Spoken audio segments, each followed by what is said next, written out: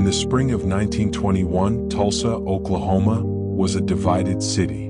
On one side of the railroad tracks stood white Tulsa, bustling with new oil wealth, banks, and businesses. On the other side stood Greenwood, a thriving black neighborhood so prosperous that it earned the nickname Black Wall Street.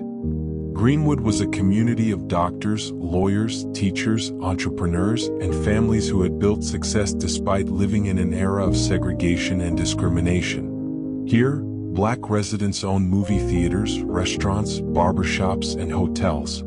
Children attended schools, churches thrived, and professionals ran their own businesses. It was proof that even in the shadow of Jim Crow laws, black Americans could build prosperity, independence, and pride. But this very success would ignite jealousy, anger, and hatred that would soon explode into one of the darkest chapters of American history. The spark came on May 30, 1921. A young black man named Dick Rowland entered an elevator in downtown Tulsa. Inside was a white elevator operator named Sarah Page. Something happened. Perhaps he tripped, perhaps she screamed in surprise, but the details were never clear. What mattered was how the story spread. By that afternoon, rumors circulated that Rowland had assaulted Page. The local newspaper printed a sensational headline, stoking fear and anger. Soon, white residents were calling for Rowland's lynching. Word spread quickly through Greenwood. The community had seen this before, false accusations leading to mobs, lynchings, and innocent lives destroyed. Black veterans who had fought in World War I, men who had worn the uniform of the United States, refused to let Rowland be taken without due process.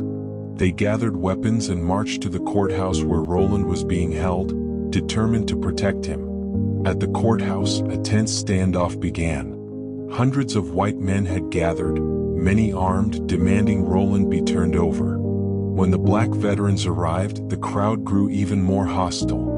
Insults flew, tempers flared, and in a single chaotic moment, a shot rang out. Nobody knew who fired first. But once it started, the violence spread like wildfire. White mobs stormed into Greenwood.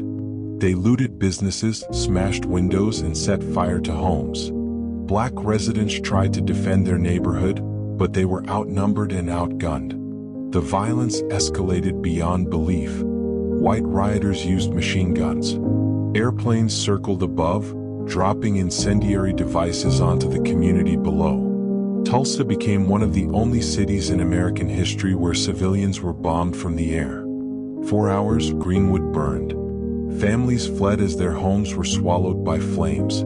Parents clutched their children, running through streets filled with smoke and chaos. Businesses that had taken years to build were destroyed in minutes. Doctors' offices, libraries, hotels, and churches collapsed into ashes. By the morning of June 1st, the devastation was unimaginable. Greenwood, once the pride of black prosperity, lay in ruins. An estimated 35 city blocks had been burned to the ground. More than 1,200 homes were destroyed. Wealth that had been built carefully, generation by generation, was gone overnight. The human cost was even greater. Historians estimate that as many as 300 black men, women, and children were killed in those 24 hours. Thousands more were left homeless, forced into internment camps under armed guard while the ashes of their community still smoldered.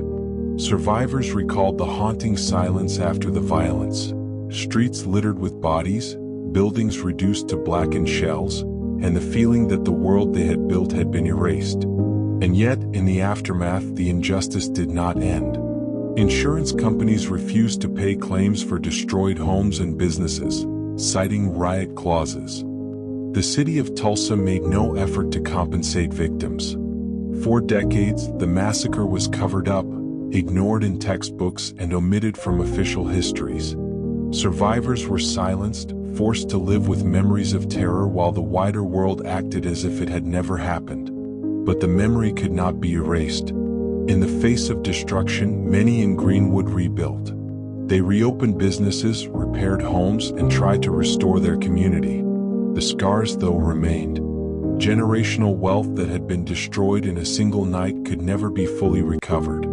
Families who had been on the path to prosperity were forced to start again with nothing. The Tulsa Race Massacre was more than a local tragedy. It was part of a broader pattern of racial violence in America during the early 20th century, a period when black communities across the country faced lynchings, segregation, and targeted attacks. But Tulsa stood out for its sheer scale, the mass destruction of an entire community not because of crime but because of envy and hatred. Today, the story of Tulsa is finally being told. For too long, it was hidden in silence. Survivors' testimonies, long suppressed, are now being shared. Their voices tell us not only of the horror they endured but of the resilience they carried. They remind us of the fragility of justice and of how quickly hatred can destroy what takes years to build. The ashes of Greenwood hold lessons that stretch far beyond Tulsa. They tell us about the dangers of unchecked racism, about the cost of silence in the face of injustice, and about the strength of communities determined to endure.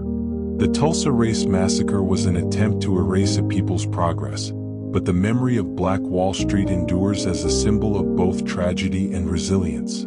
History does not end with destruction. The story of Tulsa is not only about what was lost, but also about what survived. The determination of a community to rise again, and the responsibility of future generations to remember the truth. For in remembering, we keep alive the hope that such injustice will never be repeated.